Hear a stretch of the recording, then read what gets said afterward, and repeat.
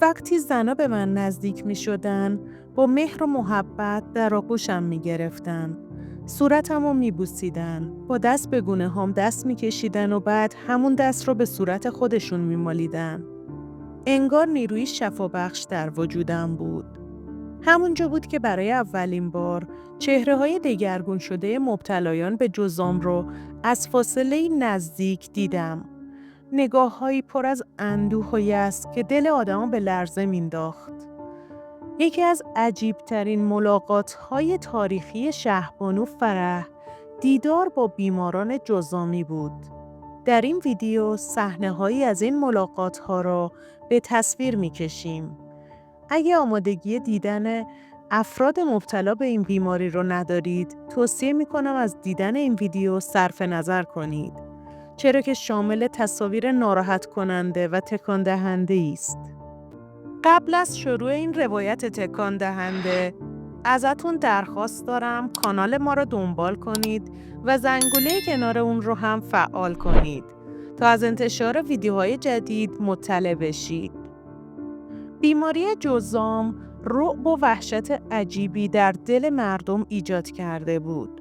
1-2 سال بعد از ازدواجم، دکتر عبدالحسین راجی که زمانی وزیر بهداشت بود، از من وقت ملاقات خواست. خانم عذرا ضیایی هم همراهشون بود. هر دوی اونا واقعاً انسانایی شریف و وارسته بودن. از من خواستن سرپرستی انجمن تازه تأسیس حمایت از جذامیا رو بر عهده بگیرم. بیدرنگ و با جان و دل پذیرفتم. تا اون زمان اصلاً نمیدونستم چنین بیماری تو کشورمون وجود داره. وقتی فهمیدم عمیقاً تکان خوردم. قبلاً کتابی فرانسوی خونده بودم که داستان زنی رو روایت می‌کرد که به جذام مبتلا شده بود و به جزیره‌ای مخصوص تبعید شده بود. تصور اینکه انسانی به خاطر بیماری از جامعه طرد بشه برام غیر قابل باور بود. سرنوشت فرصتی در اختیارم گذاشت تا بتونم کاری انجام بدم.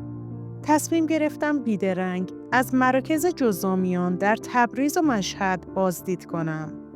در اونجا برای اولین بار با صورت‌های دگرگون شده بیمارا مواجه شدم.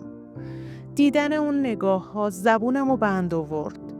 بعضی‌ها در ساختمان‌هایی نسبتاً مناسب ساکن بودن، اما عده‌ای در اتاق‌های نمور، تنگ و تاریک زندگی می‌کردند که بوی ناخوشایندی ازش به مشام می‌رسید. ما براشون نان شیرینی برده بودیم.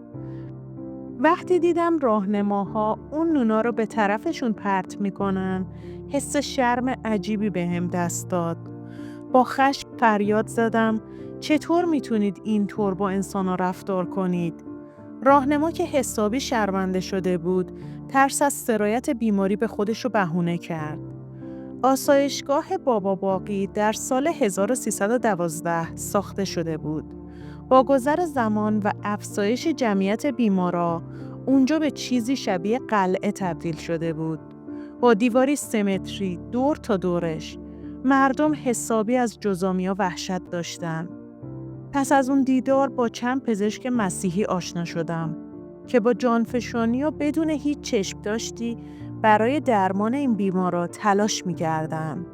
از جمله دکتر بالتازار، مدیر مؤسسه پاستور تهران. چیزی که برام جای تأمل داشت، نبوده حتی یه روحانی مسلمان در میان این گروه دلسوز بود. همشون راهبه و کشیش بودن. عیسی مسیح همیشه با جذامی‌ها با مهربونی برخورد می‌کرد و بسیاری از اونا رو شفا داده بود. همین نگاه مهربانانه الهام بخش کلیساها و پیروان مسیح شد تا قرنها در خدمت این بیماران باشند. با آموزش اصولی پزشکان و دانشجویان و کمک کشور فرانسه درمان جذامی‌ها را شروع کردیم. مدتی بعد نگران بیمارانی شدیم که هرچند بهبود یافته بودند، اما چهرهشون همچنان آسیب دیده بود. هدف ما بازگردوندن این افراد به زندگی عادی بود. برای همین تصمیم به ساخت دهکده‌ای برای بهبود یافتگان گرفتیم. از شاه خواستیم زمینی از املاک شخصیش برای این کار اختصاص بده و ایشون هم موافقت کرد. در نهایت روستایی با بیش از 100 نفر جمعیت در گرگان تأسیس شد که تا سال 1350 گسترش یافت. این دهکده امکانات فراوانی داشت. 30 خانه، بیمارستانی با 15 تخت، مدرسه، سینما، پاسگاه ژاندارمری، رستوران، کارخانه، کارگاه نجاری، انبار محصولات، زمین کشاورزی و چاه آب. حتی مردم روستاهای اطراف برای تماشای فیلم یا غذا خوردن به اینجا می اومدن. در این سالا پزشکان داوطلبی از هند، پاکستان، فرانسه و سوئیس با ما همکاری کردند. اونا چهره بیماران رو ترمیم می‌کردن. براشون بینی می‌ساختن، ابرو و مژه و مو می‌کاشتن و انگشتای جمع شدهشون رو باز می‌کردن. یه روز مردی که صورتش ترمیم شده بود با خوشحالی اومد و گفت قصد ازدواج داره. اون لحظه هیچ وقت از خاطرم پاک نمیشه. یه بار دیگه هم یکی از بیمارانی که سالها بود از اون مجموعه رفته بود از طریق یکی از پزشکای سازمان بهداشت جهانی پیغام داده بود اون خانومو دیدید؟ سلام منو بهش برسونید. ما هیچ وقت فراموشش نمی کنیم. بعضی از جمله ها مثل مرهمن. شنیده شدنشون به آدم امید میده که یه روز حقیقت روشن خواهد شد. من همیشه ایمان داشتم بذر مهربانی که با عشق کاشته بشه هیچ وقت نابود نمیشه.